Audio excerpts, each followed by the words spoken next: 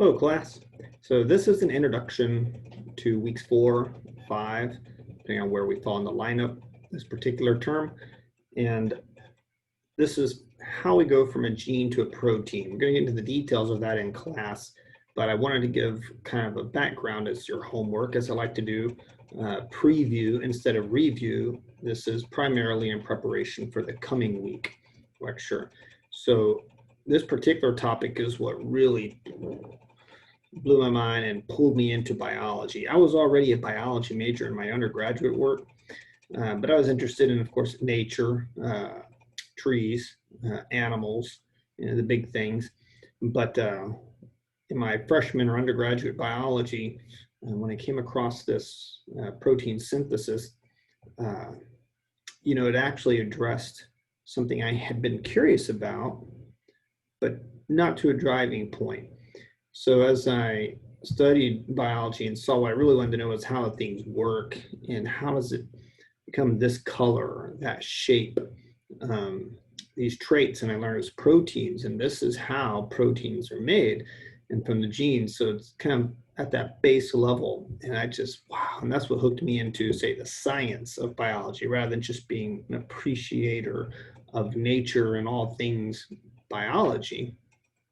I was interested in how it worked now. And so I went on to take more genetics and microbiology and pathogenesis and classes like that. Became interested in the cellular and molecular aspects of this class. So, or this topic. So I'm going to share my screen here. And this comes from the same source. I'm leaving the slides with a lot of text in there because we don't have a textbook, as you know. And so if you want to go back to seeing and reading more slowly any of these slides, you can do just that. But I want to kind of go somewhat quickly here. Okay, that's been changed. There we are. So this is the flow of genetic information. How do we go from that double-stranded DNA to a very large and complex, or even small, complex protein? So the information content of DNA is in the form of specific sequences of the nucleotides. You know them as adenine, cytosine, guanine, and thymine, right? The 4 nucleotide bases. And these can be inherited in a particular sequence from organisms to organisms, and they lead to the traits. And they lead to those traits that an organism has by the synthesis of proteins. So they guide, of course, the direction or the structure of proteins.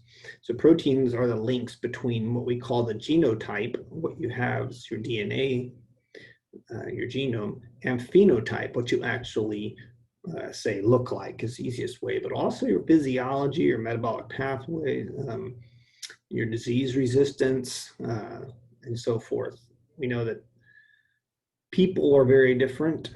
Even trees within the same species can be very different, which is why there's breeding, right? And cultivars and different varieties, because they share similar genotypes, but ultimately there are small differences in those genotypes, and they make all the world of difference in the phenotypes. So this is the link between that. We call it gene expression. It's been referred to as protein synthesis, the making of a protein. And it's also referred to as the central dogma of life. So gene expression, the process by which DNA directs protein synthesis, includes 2 stages, transcription and translation. So we look at 2 organisms here. We look at these 3 organisms here.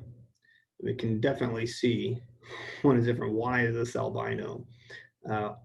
And when you look at something that's systemic, I mean, especially when you look at the eyes being, albino, white being albino, is this a whole slew of proteins that have gone wrong? Or what dictates this? Coat color, eye color, and pigmentation. And it comes down to just a couple controlling factors and one mutation in albinism, which masks all pigmentation. So sometimes even just small genetic changes can have very large effects like this. But anyway, just an interesting picture, I thought. All right, so gene-specified proteins via transcription and translation. What is the relationship between these? Well, it goes back as far, and there's In 1909, the British physician Archibald Jarrod first suggested that genes dictate phenotypes through enzymes that catalyze specific chemical reactions. This is kind of interesting, right? Because it's 1909. We don't even know what DNA looks like at this point. But remember, going as far back as to Gregor Mendel, he called these things factors that determine. He didn't have the word genes yet, but he did say there were factors. And we did know about nucleoprotein, although we weren't sure how this nucleic acid did what it did, how it replicated itself, or if it was even hereditary information. So Archibald could still make this. And he said, well, these phenotypes, these physical appearances, by this time, the term genes had come to represent the factors that Mendel referred to. So he thought the symptoms of an inherited disease reflected an inability to synthesize a certain enzyme. Remember, as I mentioned, and as we read in class, so a lot had been known to proteins. That started in the early 1800s. So by now, we know protein structure is big. Nobel Prizes are given for protein structure, and we knew that enzymes were proteins. So we did know a lot about protein chemistry. And so, of course, what he saw was a defective protein in an enzyme. So linking genes to enzymes requires understanding that cells synthesize and degrade molecules in a series of steps. You get to point C because you have point B. You get to point B because you have a point A. And that's called a metabolic pathway. So George Beadle and Edward Tatum exposed bread mold to X-rays, creating mutants of that mold that were unable to survive on minimal medium as a result of inability to synthesize a certain molecule or enzyme. Okay, so using crosses, they identified 3 classes of arginine deficient mutants, each lacking a different enzyme necessary for synthesizing arginine.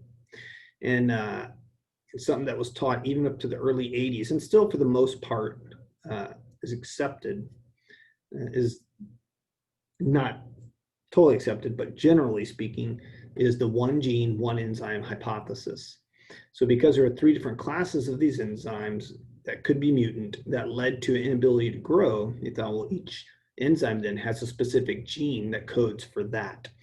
And so that's why in 1990s, when the Human Genome Project first kicked off, they expected to find 100 to 125,000 genes on the genome.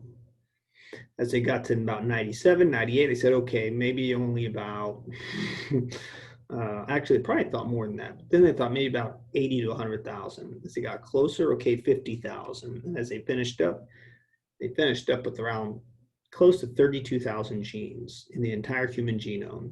That's a lot of DNA to only have 32,000 genes, and knowing the sheer number of proteins, even just in the immune system alone, leaves very big questions. How in the heck, if it's one gene, one enzyme, can 32,000 genes code for 500,000 proteins? But nonetheless, at this point, this was Beadle and Tatum's hypothesis, which states that each gene dictates the production of a specific enzyme. This is really an awesome experiment.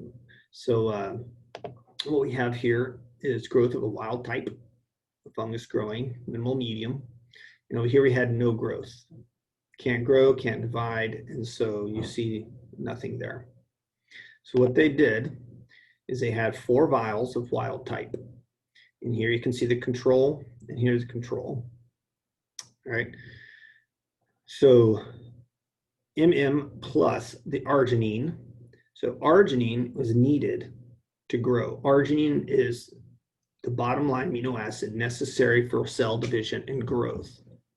So when we look at whether it be class 1 mutants, class 2 mutants, class 3 mutants, and the wild type, of course, we expect to grow, we are providing the arginine across. And whenever we provide arginine, which is the end result of a biochemical pathway, this particular biochemical pathway, you have growth. But what if we did not add arginine? What if we just had the minimal medium, as control, and only ornithine? Well, of course, this grew. The wild type possessed the enzymes necessary to convert ornithine to citrulline to arginine. The class 1 mutants as a control, only the minimal medium, no ornithine, no citrulline, no arginine, no growth. Class 2 mutants, they provide the minimal medium and the ornithine and the citrulline. No citrulline, sorry. And they grew. So whenever, and this is probably a better picture to look at this. So whenever this was left out, no growth occurred, right? Let's go back actually to this slide because you can see it all. So looking at the bottom, gene A, gene B, gene C. So the precursor enzyme of the wild type are always there, right? This is what survives in wild. This is where we have growth. So the precursor enzyme A was able to give rise to ornithine, and with precursor enzyme B, we're able to convert it to citrulline, and enzyme C converted to arginine. So when we mutate, you'll see that ultimately there's no growth. But if we put in ornithine, it was able to go full to growth. And you can see that by this picture right here. So without the enzyme A, gene A, whatever it was, there was no growth. But if we just went ahead and put in the ornithine, which is what enzyme A is responsible for doing, we did have growth. We also did it where we just put in citrulline and we just put in the arginine, and of course there was always growth. The only thing that was lacking is enzyme A, and in this case, there was no growth. Class 2 mutants had plenty of enzyme A precursor, but mutated gene B, and gene B codes for the enzyme B that converts ornithine to citrulline, and you can see whenever that enzyme is mutated, we were unable to continue growth. But if we gave it citrulline, it grew. If we gave it arginine, of course, it grew. And then class 3 mutants, we gave it the precursor enzyme, gave it ornithine, and it may have gone probably all through the ranks, but gene C was mutated in this case. And if gene C is mutated, it doesn't matter how many precursors you have. If you can't do the final conversion of citrulline to arginine, you have no growth. So none of these have growth. And the only one that does have growth, again, is the control, where we gave it the minimal medium plus the arginine, and so you're going to have growth there. So bottom line, you need arginine, and when you knock out these, and what you discover is a biochemical pathway, that one enzyme is needed for each step along the path. So some proteins are not enzymes, though. Researchers later revised the hypothesis. Many proteins then are composed of several polypeptides, each of which has its own gene, and this is where we're at today. So Beadle and Tatum's hypothesis is now restated as a one gene, one polypeptide hypothesis. Some polypeptides work as a protein, and oftentimes you need 2, 3, or even 4, like in the case of hemoglobin, is a 4 polypeptide chain. So it's common to refer to gene products as proteins, though, rather than polypeptides. They are somewhat synonymous for our purposes. So basic principles of transcription and translation. RNA is the intermediate between genes and the proteins for which they code. We'll talk a lot more about RNA in the lecture. Transcription is a synthesis of RNA under the direction of DNA. Transcription produces messenger RNA, which takes the message of DNA outside the nucleus in the case of eukaryotes like plants. And then translation is a synthesis of a polypeptide, which occurs in the direction of also mRNA. So mRNA is that link. RNAs actually play a very important role in protein synthesis and other regulatory functions, as we'll see in the next few weeks. And ribosomes are the location of that translation. So the primary transcript is the initial RNA transcript from any gene. The central dogma is that concept that all cells across life do this process in order to make their protein, which is why it's the central dogma of biology. So in a prokaryote or bacterial cell, you go from DNA to messenger RNA, and then to the polypeptide, all within the cell, just transcription and translation. Eukaryotes are a little more complicated, though. Here, inside the nucleus, we know this is nuclear DNA. And within the nucleus, we want to keep that DNA protected. but the message has to be transcribed. That is, it has to be rewritten into a strand of RNA, which is a single, not a double strand nucleotide or polynucleotide. So here's what we call then your pre-mRNA. And it's pre-mRNA because, as it turns out, this is not the way it's exported from the nucleus. There's actually a lot of processing that goes on. There's going to be portions snipped out that were not gene coding or protein coding within the DNA. And there's got to be this regulatory component called the cap and tail, poly A tail and a G cap, 3' G cap.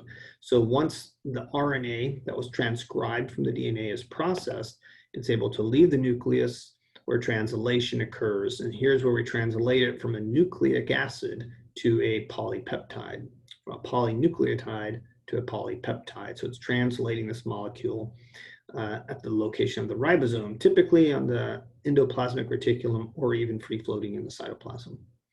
So here's the ribosome doing just that. The mRNA is being fed through the ribosome like a tape, and amino acids from the environment are being assembled according to the instructions on the mRNA. So how are the instructions for assembling the amino acids and proteins encoded into DNA? Well, there's about 20 amino acids, but there are 4 nucleotide bases in DNA. So do some quick math. Where's my mathematician? Thank you. How many bases correspond to an amino acid? Well, the flow of information from gene to protein is based on a triplet code, a series of non-overlapping 3 nucleotide words. Non-overlapping is important to mutations that we may get to later. These triplets are the smallest units of uniform length that can code for all amino acids. So an example, AGT at a particular position on a DNA strand results in the placement of the amino acid serine at the corresponding position of the polypeptide to be produced. So these coding portions on the RNA, these triplets, are referred to as codons, and they're read in the 5' to 3' direction. Okay, so I skipped this one. During transcription, only one of the 2 DNA strands is called the template strand. So in DNA synthesis, we know they were both separated at the replication fork, and both sides were read in opposite directions. Well, in protein synthesis, only one strand is, and the strand that is, we call that the sense strand. And it provides a template for ordering the sequence of nucleotides. So if that's a sense strand, the opposite side would be the template. Each codon specifies for an amino acid. So, well, I guess I'll go ahead and show you this. So in short, it's something like this. You have 3 genes kind of side by side with a little bit of non-coding DNA in between. So here's the template sequence. Your double-stranded DNA that's been unwound. Transcription occurs, and you can see that for a corresponding A, there's a U, as the rules, base pairing rules state for RNA, there are no T's, there's only uracil. So A binds with U, C binds with G, C, G, A, U, A, U, A, U, and so forth, right? These portions will have to be processed out. We'll talk about the details in class. And we translate now this RNA into a series of amino acids. So how does that happen? So 64 codons are deciphered. Sorry, that's not what I want to say. This is what I want to show you. So here are all possible 64 different combinations of 4, given 4 nucleotides. From top to bottom. So this is your triplet. The way this one is read, there's the circle, and the circle one works pretty well too. I kind of like the square though. So this is the first RNA base you look at, U, C, A, or G. And across the top are the second U, C, A, or G. And then here you have your UCAG, UCAG for your possible third. So if we come back here, all right, you'll see that the codon, the triplet coding segment of the RNA is UGG. So we find U, so it's going to be somewhere up here. G, going to be over here in this quadrant. G, so TRP, tryptophan. So we look, and there's TRP. The next codon, UUU. So we go back, UUU, that one's easy, phenylalanine, And so PHE, GGC, come here, G is over here again, and then C, glycine. All right, and so there's glycine, and lastly, UCA, over here, U, second base is C, third one is A, serine. And now you've assembled a sequence, a particular sequence of amino acids, and this is called the primary structure of a protein. You might recall from the first day of the class. Because of this primary sequence of amino acids, you will have certain kinds of hydrogen bonds or attractions within that amino acid sequence that will give rise to the alpha helix or the beta pleated sheets, what we call the secondary structure, which then gives rise to overall molecule folding, tertiary structure, and then an affinity for other polypeptides may give it a quaternary structure. But ultimately, that final quaternary structure was dependent on tertiary, which depended on secondary, which depended on the primary sequence. And the primary sequence of a polypeptide or primary structure of a protein is based on the sequence of mRNA. And that mRNA sequence was dictated by the template strand in DNA. So ultimately, now you see how the flow of information goes from DNA to RNA to protein. And because this is the central dogma of life, being that all life functions in this way, we can put DNA in anything, and the cell has the machinery to do what it needs to do. And so here we have a tobacco plant expressing a firefly gene. Here's a pig expressing a jellyfish gene. These are very common, of course, in biotech, as you might imagine. We can use that to trace, or at least as a reporter gene, to tell us if another gene has been successfully incorporated into the genome when we put it into the environment by whatever process. So that's a quick introduction to the flow of genetic information from DNA to proteins. All right. The video I put up will be a lot shorter than this little lecture was. We'll have the nuts and bolts, but again, I just want to give you the biology background that you may or may not recall as you told me in class. It's always good to have a review.